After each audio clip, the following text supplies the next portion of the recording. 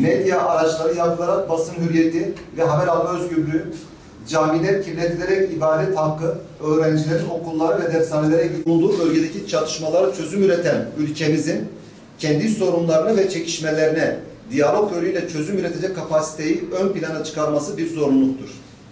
Bu çerçevede hükümet güvenlik ve özgürlük dengesini bozmadan eylemlerin sona ermesini sağlayacak tavır ve dili benimsemelidir. Bu devşirme süreci olarak görmemelidir.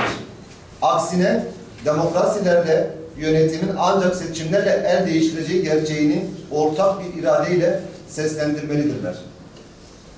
Muhalefetin eyleme katılanlara verdiği desteğin katılmayan olduğunu da unutmamak gerekir.